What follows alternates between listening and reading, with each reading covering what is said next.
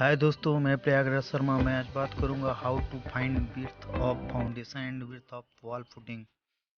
तो दोस्तों, आज हम समझेंगे कि विड्थ ऑफ फाउंडेशन किस प्रकार से निकाला जाता है और विड्थ ऑफ वॉल फुटिंग किस प्रकार से कैलकुलेट किया जाता है दोस्तों। तो इसके बारे में आप देखेंगे।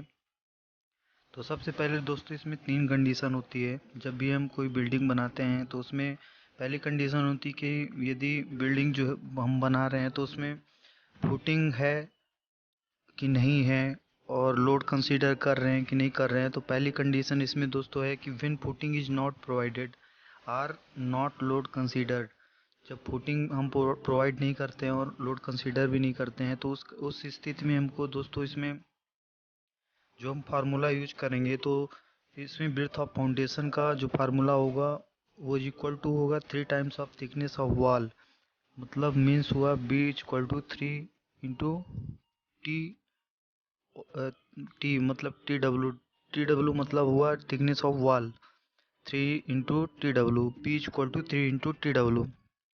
तो इस फार्मूला का यूज करेंगे जब भी हम फुटिंग प्रोवाइड नहीं करते हैं फाउंडेशन में और लोड कंसीडर नहीं करते हैं, तब इस स्थिति में जो है B equal to 3 × T W का फार्मूला यूज करेंगे और इसके थ्रू ब्रेथ ऑफ फाउंडेशन जो है कैलकुलेट करेंगे। इसके बाद दोस्तों, इसमें सेकंड कंडीशन है when footing is not provided but load consider. जब हम फाउंडेशन का विड्थ जब हम कैलकुलेट करते हैं और उसमें जो फाउंडेशन में हम फुटिंग प्रोवाइड नहीं करते हैं बट लोड कंसीडर करते हैं, लोड उसका निकालते हैं, तो उस स्थिति में दोस्तों हमको जो फार्मूला यूज करना है वो B equal to W upon P. यहाँ डब्ल्यू लोड पैरामीटर होता है और बी पी जो रहता है वो बेयरिंग कैपेसिटी ऑफ सॉइल होता है। तो वॉल के लिए जब यूज करेंगे, जब हम वॉल के लिए ब्रेथ ऑफ फाउंडेशन निकालेंगे तो उसमें B equal to W upon P होगा। तो पी क्या है, यहाँ बेयरिंग कैपेसिटी ऑफ सॉइल है और डब्ल्यू वो लोड पैरामीटर। तो इसमें लोड जो है वो लाइव लोड, डेड लोड और अदर लोड जितने भी लोड वॉल में आते हैं वो सभी लोड जो है उनका टोटल लोड जो है वो जोड़कर वो डब्ल्यू जो निकलेगा उसकी वैल्यू हम पुट करेंगे और P bearing capacity of soil की वैल्यू पुट करके और यहाँ निकालते हैं फॉर वॉल के लिए विड्थ ऑफ फाउंडेशन। इसके बाद दोस्तों, पियर और कॉलम के लिए हम जब विड्थ ऑफ फाउंडेशन जो पता करते हैं तो उसमें उसका फार्मूला जो होता है वो डब्ल्यू अपॉन पी का होल 1/2 होता है, डब्ल्यू अपॉन पी की पावर 1/2। तो इसमें डब्ल्यू यहाँ मैं बताया था कि लोड कंसीडर जब हम करते हैं सेंटर पे पियर और कॉलम के तो लोड पैरामीटर और पी जो है वो बेयरिंग कैपेसिटी ऑफ सॉइल होती है दोस्तों।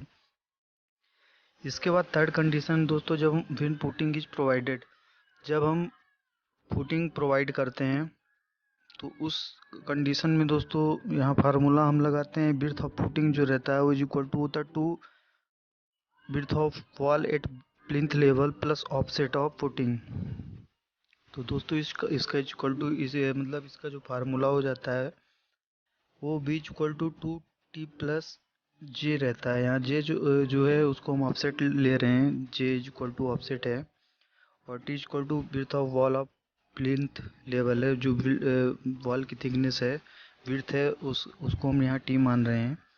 फॉर वॉल और पियर कॉलम के लिए दोनों के लिए दोस्तों B equal to 2 whole T plus J whole close. तो इसमें जो वैल्यू होती है मतलब B equal to 2 bracket T plus J bracket close for wall और पियर के लिए कॉलम जो है उसके लिए ये फार्मूला होगा दोस्तों। इसके बाद विड्थ ऑफ वॉल फुटिंग जब हम निकालते हैं तो उसके लिए फार्मूला होता है B equal to 2t plus 30 centimetre में। इसमें जो भी हम वॉल की थिकनेस होगी, थिकनेस ऑफ वॉल होगा, वो हम यहाँ टी की जगह वैल्यू पुट करेंगे। यहाँ एक एग्जांपल देके हम बताए हैं कि किस तरह से इसका कैलकुलेशन होता है विड्थ ऑफ वॉल फुटिंग का।